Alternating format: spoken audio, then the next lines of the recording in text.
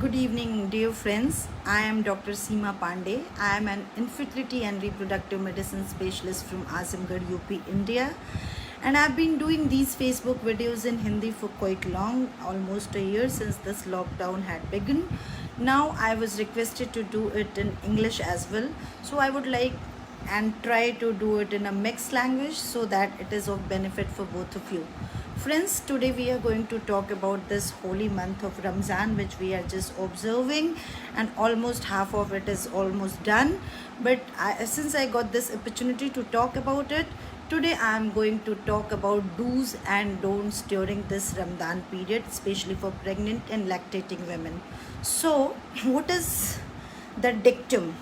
Whether a pregnant lady should be observing these Ramzan fasts or not. That is $1 million question which we have to tackle. And as I was just doing my Hindi video, and there I told that if you are pregnant or you are lactating, you are feeding your child, then you should refrain from long prolonged fasting. And since these Ramadan fastings, they are supposed to be very tough, as you have to keep observing this fast starting from 3 a.m. or 4 a.m. in the morning since till 7 p.m. 7:30 p.m. in the evening, according to sunset and everything and time of iftari. So ideally, any woman who is pregnant or lactating or breastfeeding a child, she should be refraining, or she should not be observing these prolonged fasts. If ever she decides to do it, she has already taken the opinion of her doctor, and she is found fit in her physical ways. Her child inside the utero is, or her womb is, perfectly fine. There is no complication. Even then, if she, because of her religious beliefs and she cannot miss it, she wants to do it, she should not be doing it continuously. She should be taking breaks in between, and there are few things she should be following. So first of all, I would like to tell who are the candidates who cannot keep it, and what are the implications associated or attached with fasting, keeping fast for such a long period. There are several studies. It's been being observed for years and ages, and people were born healthy and fit. But studies have shown that people who keep prolonged fasting, their children, they can land up into preterm labor or delivery, you can say in your simple language, or they can start leaking. Their placenta can just get separated from their womb, and they can start feeling bleeding. That could be catastrophic as well for the baby as well as the mother.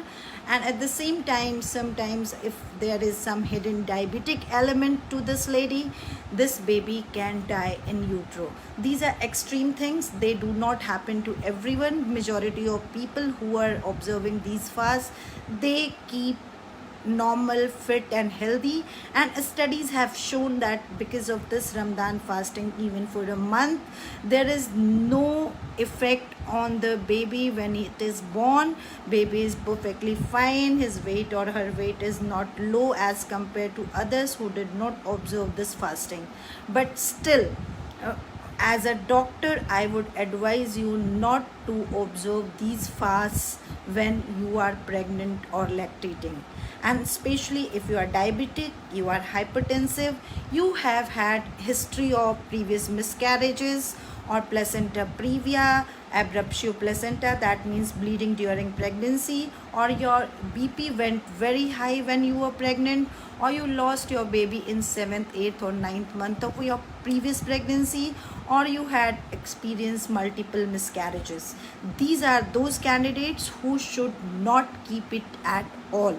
Rest of the people, if they are healthy, fit, their doctor has told them that everything is fine, they can observe this fast. So what are the do's? First of all, I would go on do's, and do's means what should be done.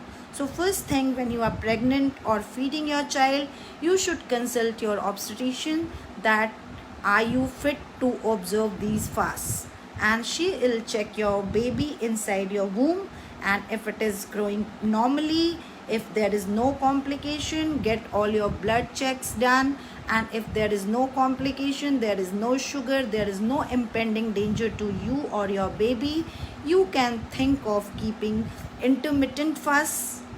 By breaking, you keep it for 1 or 2 days and then you break it, or you can do it continuously but not as per medical advice. And second thing, whenever you are going to keep a fast, prepare your body normally. Make sure you are healthy, you are gaining weight normally, you are not very weak, or extreme of weights is harmful for any kind of extreme measures. And that same thing applies for this fasting as well. If you are very weak, you cannot keep it. If you are very very healthy, you cannot keep it, because your energy requirement won't be met. Once you have started fasting, please, whenever you are breaking your fast at iftar, don't break it with some kind of very sweet sharbat, caffeine, tea, aerated drinks. Like Ruh Afza sharbat is very famous for breaking fast. People use it. In our country, we are very fond of tea or coffee, and we just start our day, and similarly we break our fast. So as custom goes, you should break your fast with fibrous food like date is the best option, and that is supposed to be very good. In Islam as well, they do break their fast with dates and water. You should also be doing that. If you are very fond of tea, please go ahead and take it after eating something. And whatever you are eating, that should be healthy, nutritious, balanced, rich in proteins, fibers, micronutrients like vitamins, iron and calcium. So don't avoid taking those greasy pakoras, dahi bada, chola, all those things at the start of the breaking this fast. First of all, go for simple dates and water. Then you can have Nibu Namak Chini Pani ka sharbat, or you can take rehydration, oral rehydration electrol powder frequently. That is very good. And start taking small and frequent meals, and that should be containing lean meat. It could be having beans, it could be having eggs, lots of green leafy vegetables. You can have fruit salad. That's very very good for giving you energy level, and it will just boost your energy and mood. And whenever you are fasting, even at the time of iftari and at the dinner or at the time of shahri, please don't stop taking your supplements like folic acid, iron, calcium, all these things. Drink lot and lot of water, juice, soup, whatever you can catch hold of. So it is said that by after keeping 8 or 9 hours, 10 hours of fast, you should be adding 1 or 2 extra glasses of water during this break period. So what happens, basically your whole routine is changed. Now you are almost awake whole night. You are just observing different religious things, you are praying, you are eating, you are meeting friends, you are talking to relatives. So that just disturbs your normal biological clock. Nowadays you are awake whole night, and you should be keeping a track of your sleep, whether you are getting adequate sleep or not. You should be keeping a track of your meals, your activities, and how is it giving an effect on your baby. Are you getting enough kick counts? Start counting the baby's kicks, so that you know your baby is growing normally, it's not getting affected by this. So that is very important. Keep checking your weight, you are getting enough weight, you are not losing weight. Drink. And after doing all these things, anytime you feel that something is going amiss, talk to your elders, take their advice. How did they fast when they were young and pregnant? And that helps a lot. And during this COVID time, while you are observing this fast, please keep safe social distancing, wear your mask when you are coming outside.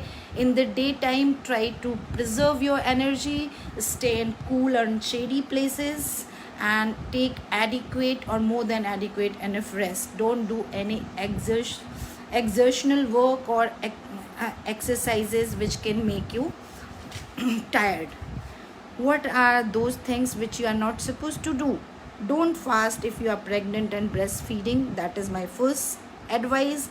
It is absolutely contraindicated for diabetics, hypertensives, or people who had previous complications in pregnancies in terms of preterm delivery, bleeding during pregnancy, sudden intrauterine death. Don't fast if you have been fasting and you started feeling dizzy, you have started having headache, nausea, vomiting, your baby movement is not as regular as it used to be, then you should just stop fasting. You should break your fast, you should take a proper diet, you should go and talk to your obstetrician. Don't take greasy food. Don't break your fast with sharbat, as I have already told you. If you are not gaining enough weight, then also it's time to break your fast and continue with regular life. If you are not able to sleep, it is said that chances of getting over nausea, vomiting, and this placenta bleeding increase, preterm delivery increase if someone is keeping these fasts during 3 months to 7 months of pregnancies. So guys, be really careful. God wants us just to be kind to each other, helping each other. And if you cannot observe these fasts during this Ramadan, you can always do it later on when your baby is perfectly fine, has started accepting feed from outside, or you can just help needy and poor, and God will listen to your prayers. And keep doing all the prayers throughout the day. And if you feel any time that something is not right, please break these fasts. And these are few do's and don'ts during Ramadan. And if you do it and try not to do it regularly, break it in between, and if you do all the things accordingly, there's no doubt that these Ramadans would be really the happy ones, and you'll be having a good fasting and feast with your family, near and dear ones. I hope I was able to clear few of your doubts, and now you will be sure what to do, what not to do. Whenever you are in doubt, please ask your obstetrician and she'll advise you accordingly.